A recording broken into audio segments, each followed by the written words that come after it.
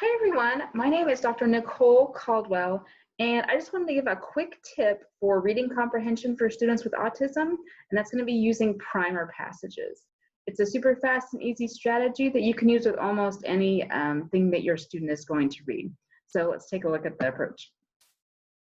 Okay, so what is a primer passage? It's going to be a clear and simple facts-only reading passage.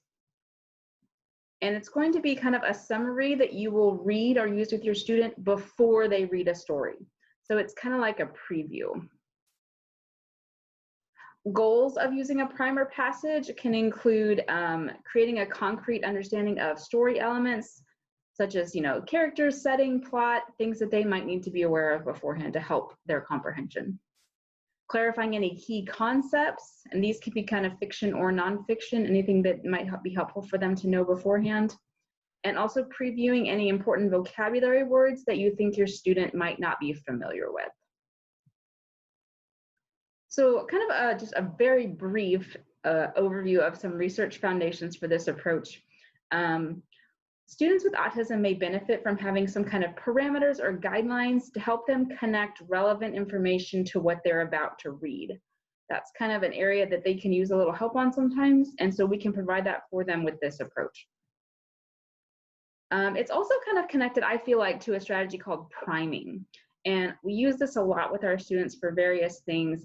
If we're writing, social narratives to help prepare them for upcoming events, or using visual schedules to let them know what's coming up. These are all kind of activities that relate to priming. How we can define it, one definition is that it's previewing activities or information with a student before he or she participates in that activity.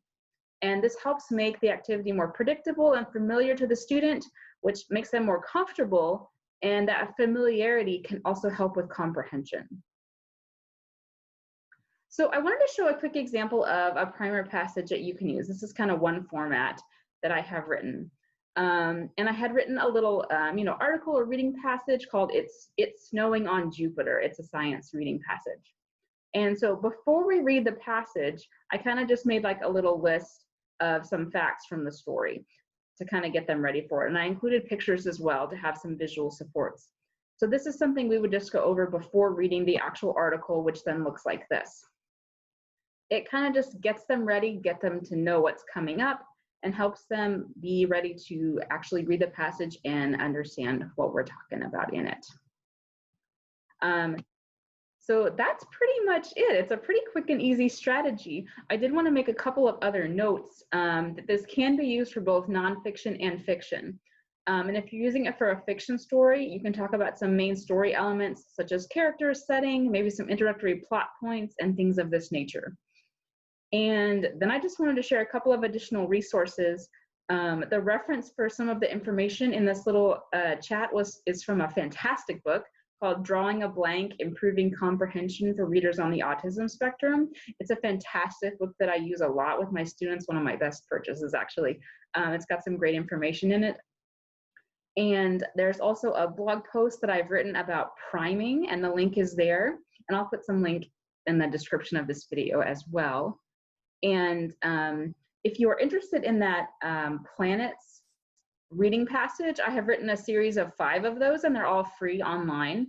And so there's a link to those there as well. And they all come with primer passages and some vocabulary activities and quizzes that you can use with your students. So it's a great resource that I really love because I love science and planets.